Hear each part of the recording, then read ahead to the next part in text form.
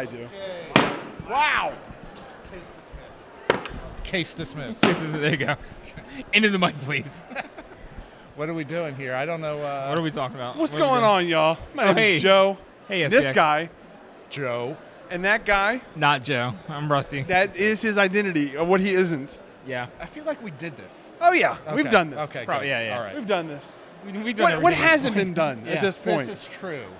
So, what should we talk about? Okay, so, Joe, you're not exhibiting here at SPX for the first time in how many years? 10 years. It's been 10 years since 2010. I've been an exhibitor at SPX. And from the sounds of your cough, it's killing you not to be here. it is. It is killing me. I am surprised it's that you found the killing- time to come to the show because I would think it'd be too painful. Killing my love life. It's killing my spirit. Oh, man. It has killed my appetite. Wow. Yeah, I don't know why I'm here, actually. I thought it was to pick up new clients or victims for your Clients. schemes. Oh, there's that. Okay, yes, yeah. yes. There's yes. I Plenty of- actually plenty of did. marks. It's funny. I did. I gave my card. He called it. Gave my card to this guy from Denmark who does these awesome comics on Post-it notes. Oh, wow. Not comics, but like illustrations that are sort of like a cross between like Edward Gorey and what's the guy? I don't know. Is this a Grizz Grimley? Is that a thing? I Oh, don't know yeah, what that yeah. is. Oh, I thought you were going to say Jim Davis of Garfield fame. Yeah, well. Yeah. with a hint of Jim Davis. What the hell? Oh, JD. Of JD. That's what our friends call In him. his And various I gave him a ghost card. I artists. said, hey, if have any of your comics been translated into English and published in an English-speaking country? He said no, and I said, well, look me up, man. I'd love to do it. Your stuff's awesome. Nice. Now, from what I remember, Hear me. I'll show you his book. Oh, I'm here gonna we give go. him a free plug. you traditionally work with like older artists who may not be as well known. Here's his name, John Ken Mortensen, Oh, that's a nice looking book. and Yeah, I it's got pretty. the last copy of his book. Nice. This is the second one in the Post-it. I don't know what he could. How do you translate that? Some kind of Post-it monster series. Okay, yeah. I think that's 3/4 of the title there. It is. Yeah, Post-it Post-it Monster, etc. You can make I mean, up the other those word. are good words. Yes. But so are you aiming towards moving towards more contemporary comics? So it's interesting. I did two things. One, the year before last, I actually published a book of Richard Thompson's Washington Post cartoons for his. It was a column in the early '90s that appeared in the Post called "Why Things Are." I'm sorry, I'm not. Yes, Why Things Are. Okay, yeah. We'll stick with it. He's committed to it now. Why Something things like are. that, or why not, or I don't know what it is. But anyway, we did a bunch of his comics from the Post, and that was the first thing that I did was more of a contemporary. I've always anticipated that we would do some contemporary books. The Lost Art books was always meant to be like an imprint that focused on the older material, and then Picture This Press was supposed to be the umbrella press that I could also do like maybe contemporary poster artists. Ellen, my wife and co-publisher, really into publishing. She, really. I want her to do some photography books because I think she has a great eye for that. So anyway, I would love to do something like by this guy. Who knows if that's going to come to pass? But I'm legitimately now shifting into publisher mode, and I thought this was going to be like a throwaway interview. But hey, So we You're talked here. to, we Let's talked do to it. another person who's kind of moving into publishing, Zach Clemente. yes. And one of the things he mentioned is, what he's trying to find to make, like what the artist that he wants to work with, yeah. and things like that. And so, what is it that speaks to you? Like, what are you looking for, or do you know it until you see it? That's a good question. I think as we've known each other for a long time, and you guys probably remember when we would hang out in the comic book shop together. A lot of times, it's just us sort of geeking out over cool arts. Yeah. Sometimes I would bring in like old illustrated books or comic strips and say, look at this is so cool. And so for me, it was all motivated by this obscure stuff that nobody had seen that I thought they would enjoy seeing. If you're a contemporary guy, if you're going to put if you want to go into publishing today and you want to work with contemporary artists, no one's going to ever make much money at this. I'll tell my favorite publishing joke. How do you make a large fortune in publishing? I don't know. No. Shit. Can we edit this? Can we edit this? Yes, we absolutely can. Yeah. No, that was perfect. Oh my God. All right.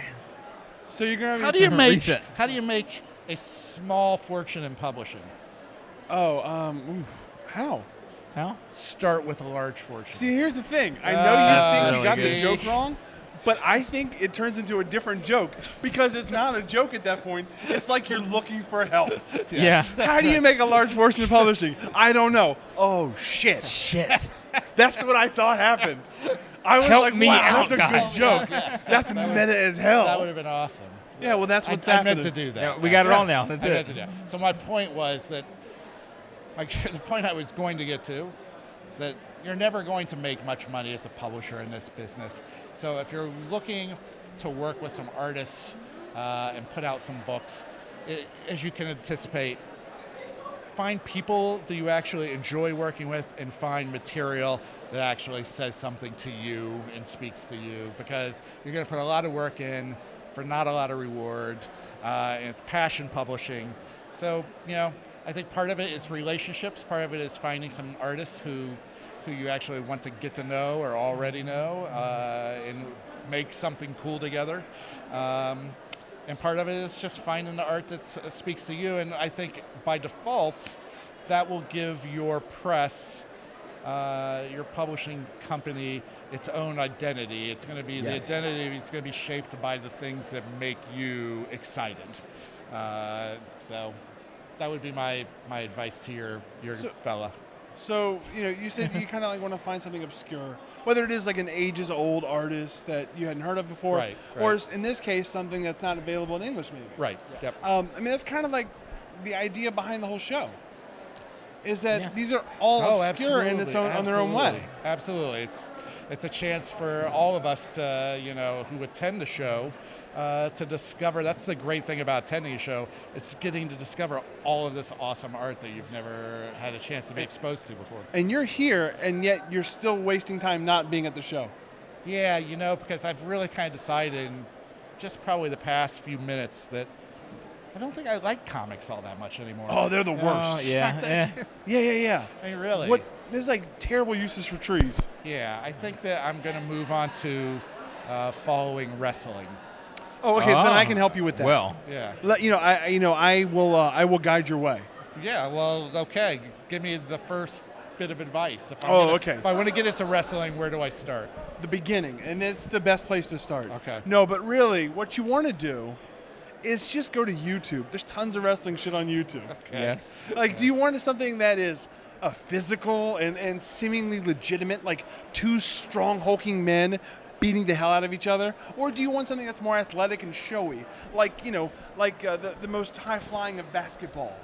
Oh, wow. There are different types of Different. I didn't work. realize that there was one is more like brutal, kind of combat oriented, and another is almost athletic and balletic even. Yeah, so there's the ones There's that, actually a whole subset of just like grappling too, yeah. getting out of different holds and moves. Is that like a Greek thing? Is that like based on the Greek wrestling style? The thing I think Rusty's referring to is really this kind of old school British style called catch. I think it's catch wrestling, but basically it's a series of motions where you transition from one position to another, and I think it's hypnotizing.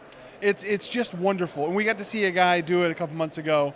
I'd never seen it in person before, and it's like a dying art because so many other people do different things.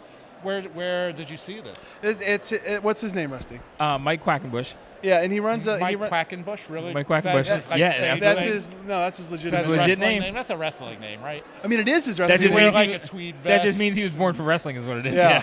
He runs a wrestling school, but he also has a small company out in Philadelphia, and he is a Making huge. Quackenbushes. That's it. That's it. Yeah, the mighty Quackenbush. Of course. He's just a fan of this old British style, and there's a few practitioners of it out there. We got to see it in person, and I got to tell him how much I In enjoyed seeing Silver it. Spring, Maryland. Yeah, Silver Spring, Maryland. Yeah, He brought it to Silver Spring. Yeah, he did. We were at the Black Box Theater I live in Silver Spring. I don't even know where that is. Where's the Black next Box to the Theater? AFI. Oh, that Yeah. place. Yeah. That little door to the left of the AFI. Apparently, it's a wonderful We went theater there and place. saw a play, and then some months later, they had a wrestling show.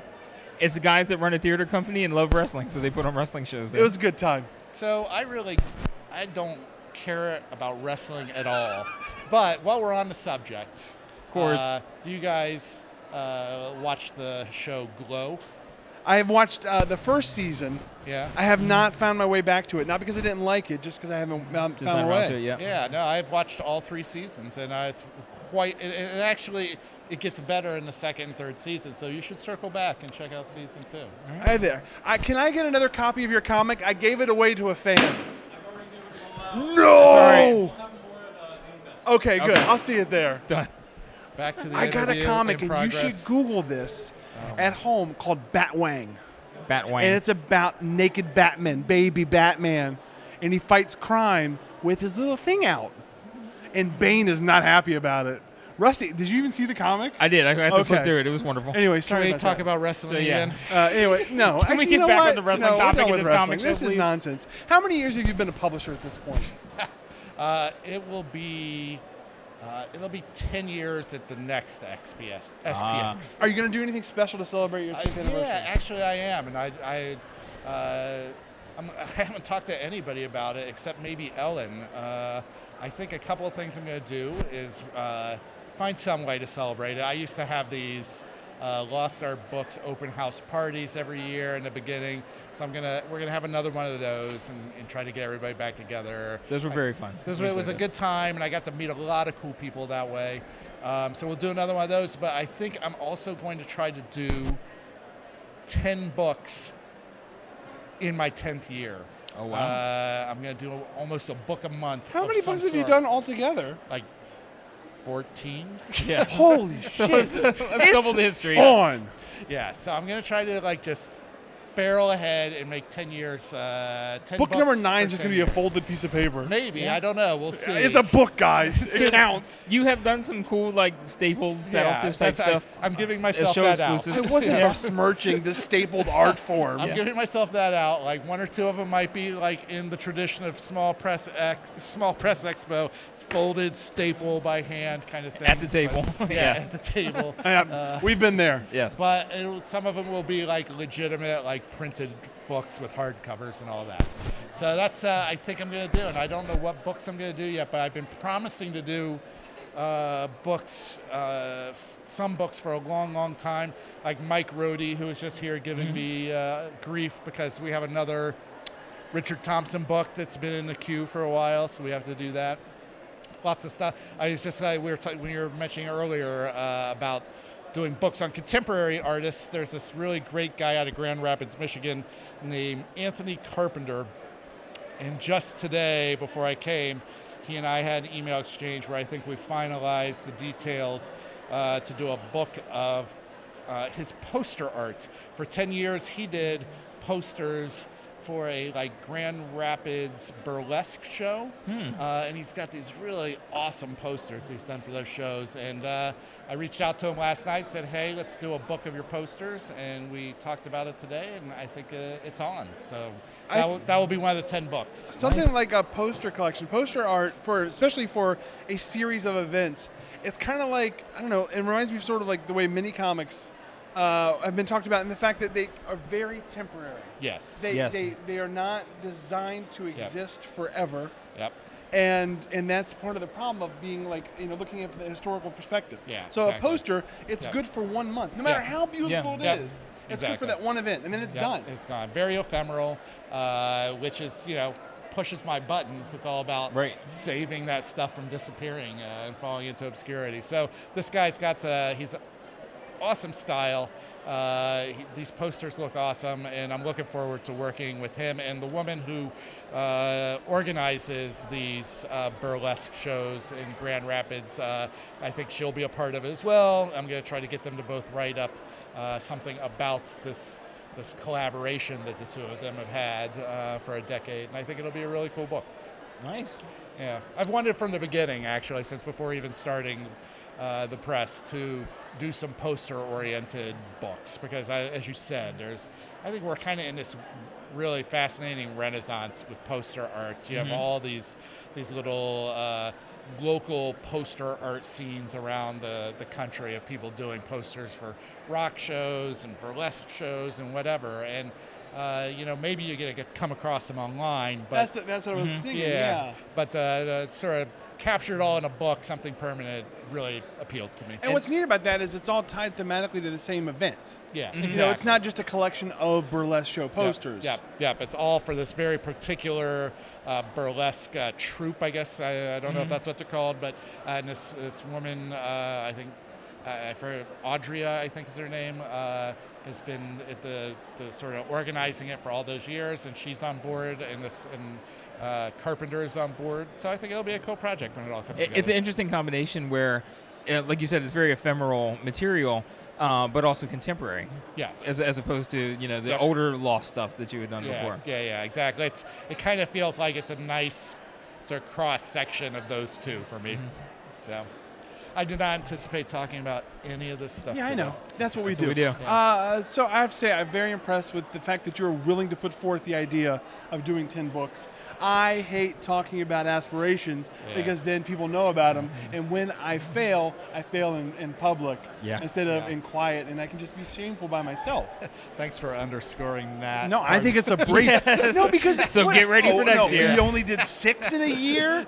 You only did 4. Oh no. Right. No, I think that's absolutely right. I think that's part of the advice that I would give people as well, is that by making a public statement about it, it kind of puts the pressure on you in a good way. It's like, shame and embarrassment, avoiding shame and embarrassment can be a real motivator. It's a great motivation. Yes. I also think it helps make it more realistic. And then it's not just this random vague idea. Because you always have ideas, but that actually makes it a plan. Concrete words to it. Yep. I think that's absolutely right as well. So like even doing something like your friend, I don't know, your friend or this guy who wants to do this press, like one way he can kind of make it concrete and kind of hold himself accountable a little bit, create a website announcing his new press and put up a mission statement. He does. And does he have one? Yeah. So put yourself out there in public saying, I'm doing this.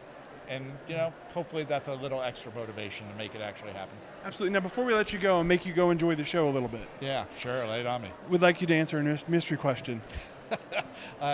All of these have been mystery questions. Yeah, sure. True. When you're not ready for it, All right, it's all first, here is Quarters the Ghost. He is the current caretaker of our quarters.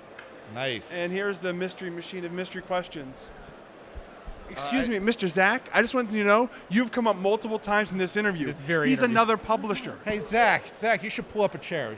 Zach? Oh, okay. Do that. Dude. Thank you. That guy is going to fail at publishing. Oh, my God, you tried so hard to help him. If you can't hold your poop long enough to sit down and get some publishing advice, there is not. Kid, you're not going to make it. I would say in our 6-7 years of doing these interviews, and not oftentimes where I'm genuinely shocked that a topic has arisen. But here we are. I will say a person I know is biological imperative to poop coming up and being a talking point.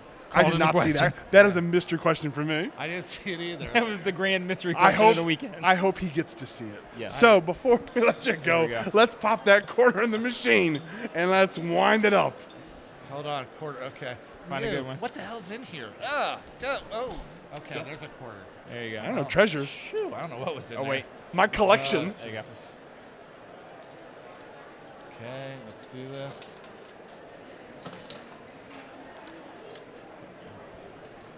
Try to get an extra one.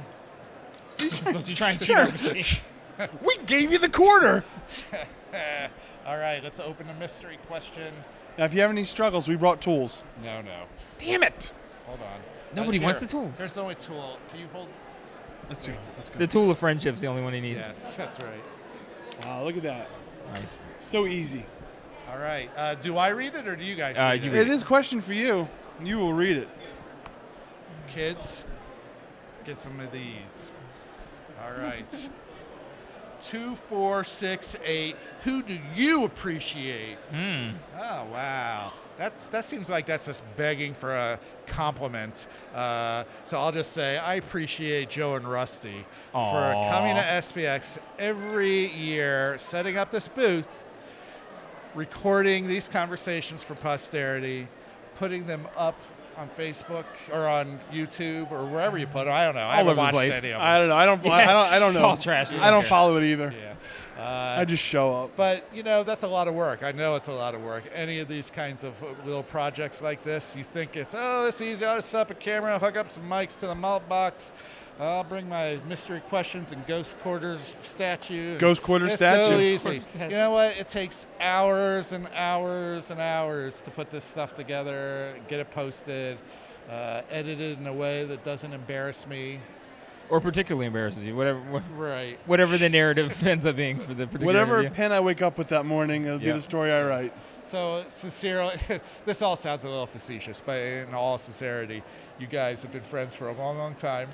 I always appreciate when we get to cross paths. Yes. I've seen you guys go from being the 22-year-old kids in the comic shop that I could go talk smack about all the other customers with. We used to talk lots about Buffy. But we were talking a lot about Buffy the Vampire Yeah. Slayer. And then, talking shit about people. It's a talking- time-honored tradition. Absolutely. I mean, something's never changed. Yeah, Yes. absolutely. And now you guys have got how many years? 8, 9 years now doing this particular gig? 2011, something like that? Yeah, I guess you might be right because we did start it the year after our last. Yeah, wow. So this will be the 8th year. That's a hell of a run. And I know that all the people you've had sit down really appreciate the opportunity to talk about the thing that they're passionate about, that they pour their heart into, and then they get to go onto YouTube and send it to their mom and send it to their friends and say, look, I was at SPX and I got interviewed.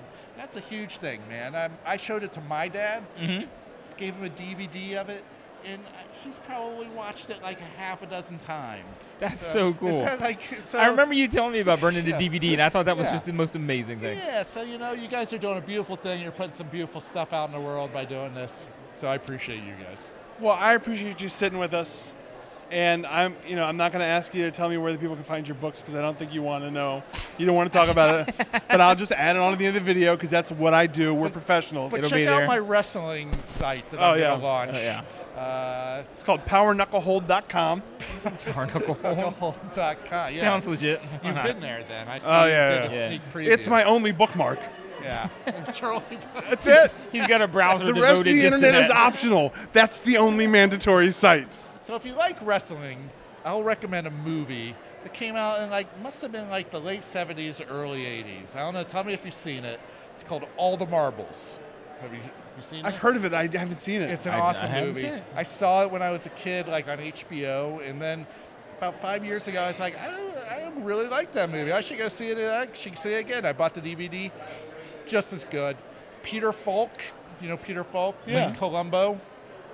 He plays the manager of these 2 lady wrestlers, and they drive around the country doing these wrestling matches in little towns all over the country. And it actually is a movie with some heart, good performances. So go watch All the Marbles with Peter Falk, and I can't remember the 2 cool women in it. There's because also I'm a part of the patriarchy. Well, So, yeah. I mean, I didn't want to say anything. Yeah. I think everybody knew. There you go. That's the end of the interview then. All Done. right, done.